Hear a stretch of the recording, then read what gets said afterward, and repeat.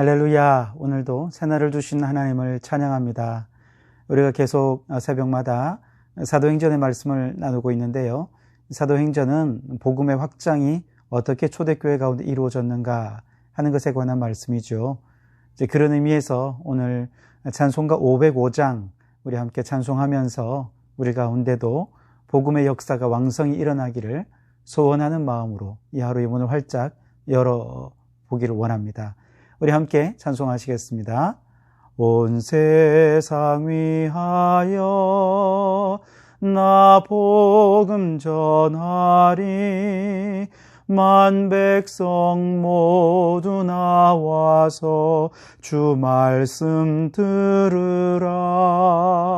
죄 중에 빠져서 헤매는 자들아, 주님의 음성 듣고서 너 구원 받으라.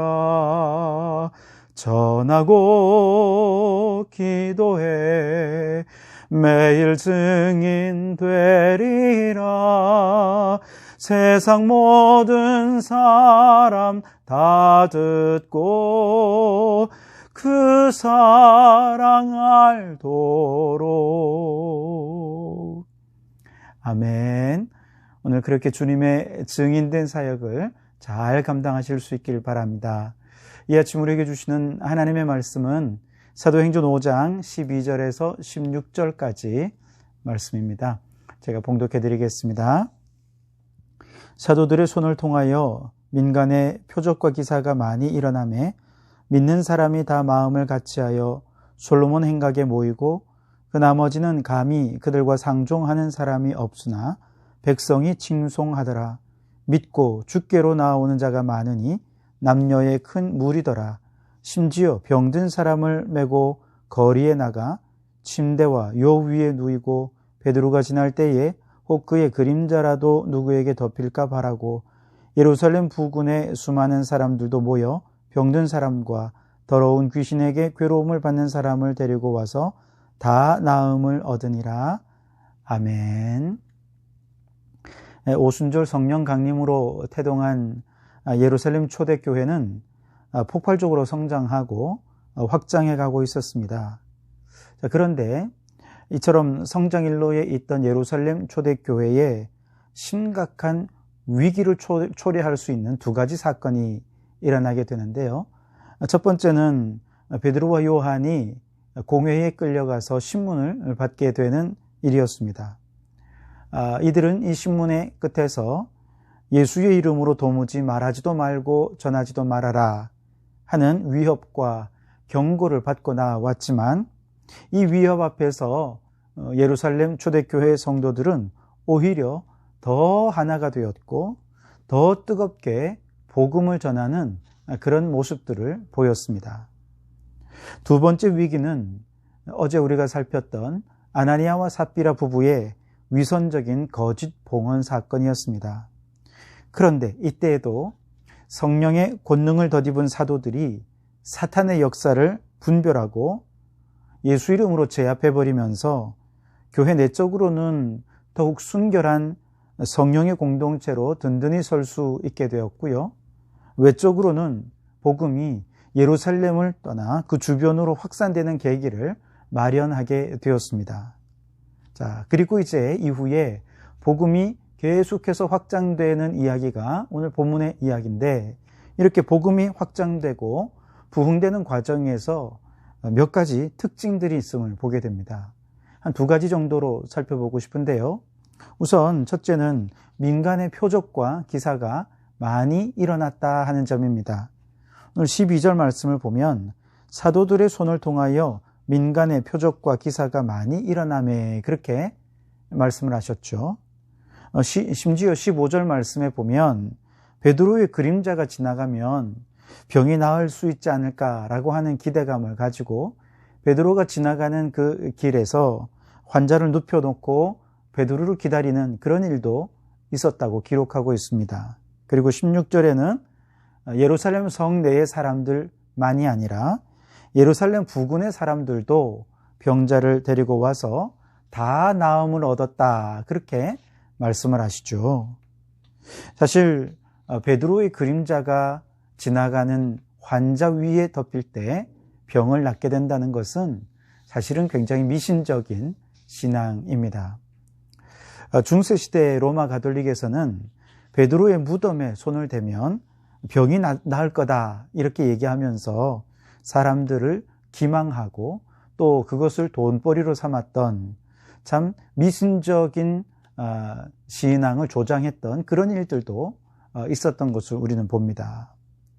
이처럼 미신적인 것까지는 또 아니라 하더라도 옛날 초대교회에서 이렇게 질병을 고치고 표적과 기사를 많이 행함으로 복음을 전했으니 오늘 우리도 병원에서 환자 고치는 일을 해야 된다. 또 표적과 기사가 일어나야 교회가 부흥할 수 있다. 그렇게 주장하면서 교회의 환자들에게 병원에 가지 말고 또 약을 먹지 말고 이것은 인간적인 방법을 의지하는 것이니 하나님의 방법으로 오직 기도해서 나아라, 기적으로 나아라, 이렇게 강요하는 소수의 목사님들이 있죠. 물론 예수 이름에는 치유의 능력이 있습니다만, 그러나 의학적인 치료를 무시하는 그것은 올바른 신앙이라 그렇게 말할 수는 없을 것입니다. 왜냐하면 지금 사도행전에 기록된 이 사건은 이 초대교회 당시의 사건이잖아요. 이때만 해도 제대로 된 의사의 치료를 받지 못하고 병들어서 죽어가는 사람들이 너무 많았던 거죠. 그래서 민간에 행해진 이 치유의 역사가 예수님이 공생의 기간에도 치유의 역사를 행하심으로 구속사의 역사를 이루지 않았습니까? 바로 그런 연장선에서 구속사역의 한 방편으로 지금 치유의 역사를 이야기하고 있는 것입니다. 그러나 오늘날에는 사정이 좀 다르죠. 하나님께서 우리 인간들에게 지혜와 명철을 주셔서 과학이 발전했습니다. 의학의 기술도 굉장히 발달했습니다. 그래서 웬만한 병은 병원에 가면 빨리 나을 수 있습니다. 그런데 이런 의학의 도움을 무시하면서 오로지 기도로 나아야 이게 진짜 믿음이다 라고 말한다면 이건 하나님께서 인간을 통해 일하시는 역사들을 무시하는 또 다른 불신앙이라 말할 수 있을 겁니다. 그런 의미에서 건강한 신앙이라 할 수 없죠. 중요한 것은 오늘날 교회가 그럼 해야 할 일은 무엇이냐 하는 것입니다. 육신의 질병을 고치는 것은 병원에다 맡기죠. 물론 불치의 병으로 인간의 과학과 인간의 지식과 능력으로 할 수 없는 문제는 함께 기도하며 하나님의 도움을 구해야 됩니다. 그러나 우리가 교회가 보다 해야 할 중요한 일은 근본적으로 인간의 힘으로는 영원히 해결하지 못하는 영적인 질병의 문제를 해결하는데 오늘 교회가 힘을 기울여야 한다는 것이죠. 사람은 누구나 인생의 근본적인 문제인 영적인 문제를 해결받고자 하는 갈망들이 다 있습니다.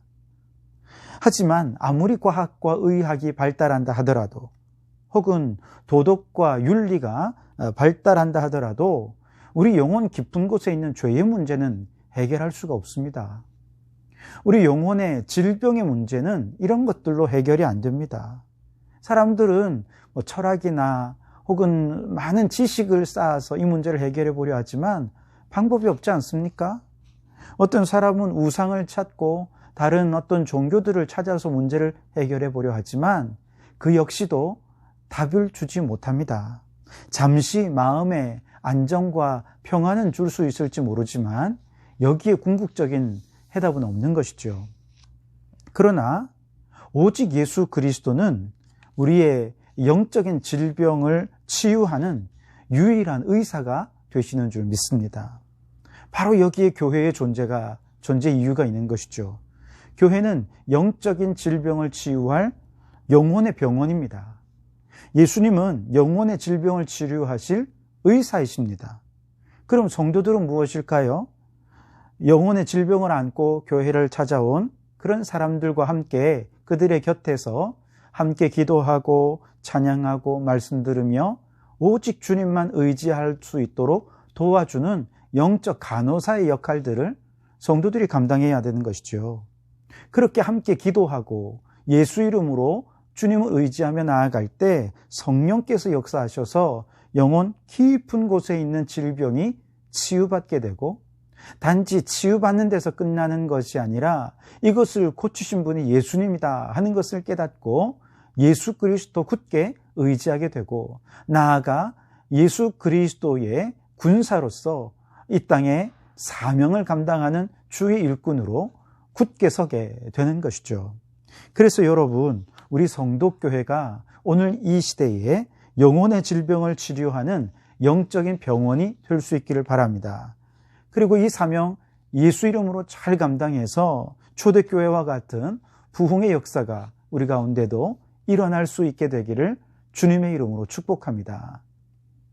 두 번째로 초대 예루살렘 교회에서 부흥이 되는 과정에서 우리가 특징적인 것을 하나 더 찾아본다면, 이때의 부흥은 단지 숫자적 부흥이 아니라 질적인 부흥이 있었다 하는 것입니다. 14절 말씀해 보시면 믿고 주께로 나오는 자가 더 많으니 남녀의 큰 무리더라. 아멘. 자, 여기서 단지 믿는 무리가 많아졌다 그렇게 말씀하지 않고요, 주께로 나오는 자가 많아졌다라고 하는 아주 굉장히 특징적인 표현을 쓰고 있습니다.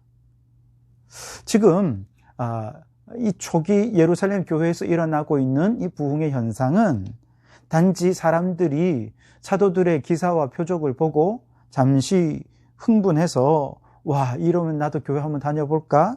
그래서 교회에 많이 나온 것이 아니라는 것입니다. 이렇게 주님께로 나오는 사람들은 모두가 다 믿음의 대상을 분명히 주님께 두고 있음을 분명하게 표시하고 있는 것입니다. 비록 사도들의 표적과 기사가 복음을 확장하는 데 큰 도움이 된 것은 사실입니다. 그러나 그렇다고 해서 초대 예루살렘 교회 성도들의 믿음이 미신적이었거나 기적과 표적에만 반응하는 그런 것이 아니라 이 모든 일을 행하시는 분이 예수 그리스도다 라고 하는 것을 분명히 깨닫고 확신 가운데서 주님께 나왔던 것이죠. 앞서 베드로의 설교에서도 우리가 살펴보았던 것처럼 표적과 기사가 일어났을 때 바로 그때 사도들은 분명히 외쳤을 것입니다. 이것은 우리의 경건이나 거룩함에서 나온 표적이 아니라 너희가 십자가에 못 박아 죽인 바로 그 예수의 이름을 믿는 믿음으로, 그리고 바로 그 예수의 이름이 이런 기사와 표적을 일으킨 것이다. 그러면서 예수의 이름을 더 높이고 증거한 것이죠. 그럴 때 사람들은 바로 그 예수의 이름 앞에 무릎을 꿇게 되었고 자신들의 죄를 회개하고 통회 자복하며 세례를 받는 그런 믿음의 사람들이 많아지게 되었다는 것이죠. 이것이 바로 주께 나오는 자가 많아졌다라고 하는 말씀의 의미인 것이죠. 그렇습니다, 여러분. 복음이 확장되는 과정에서 중요한 것은 몇 명이 교회에 나왔느냐 하는 것이 아니라 이렇게 나온 자들이 얼마나 주님께로 나아왔느냐 하는 것, 이 질적인 부흥이 더 중요하다는 것입니다. 여러분, 우리 성도교회는 양적으로 뿐만 아니라 질적으로도 동시에 이와 같이 부흥되는 역사가 일어날 수 있기를 바랍니다. 그래서 모든 성도들이 온전한 믿음으로 예수를 그리스도라 고백하고 그 이름 앞에 무릎을 꿇으며 주님의 이 일꾼으로, 주님의 백성으로 서기를 소원하는 그런 부흥의 역사가 우리 가운데 일어날 수 있게 되기를 주님의 이름으로 축원합니다. 기도하시겠습니다. 하나님 아버지, 초대 예루살렘 교회의 모습은 얼마나 아름답고 멋있었는지요. 위기를 잘 극복하고 이겨내었을 때에 교회가 너무나도 아름답게 부흥하고 확장하고 성장해 간 모습들을 바라봅니다. 그러나 그 모습들이 그저 미신적이거나 혹은 어떤 양적인 것에만 급급하는 그런 신앙이 아니고 주께로 나오는 자가 더 많아지는 질적 부흥이었음을 바라봅니다. 하나님 아버지, 우리 성도교회가 오늘 이 시대 속에서 영적 병원을 자처하여 예수 이름으로 치유받고 회복되는 그런 영혼의 회복의 역사가 풍성히 일어나게 해 주옵소서. 더 나아가 주께로 나아와 예수님을 나의 구주라 고백하는 진정한 믿음의 사람들이 많아질 수 있게 도와주옵소서. 그리하여 양적으로 질적으로 부흥하여 하나님께 영광이 되는 그런 거룩한 공동체가 될 수 있도록 도와주시옵소서. 예수님 이름으로 기도하옵나이다. 아멘.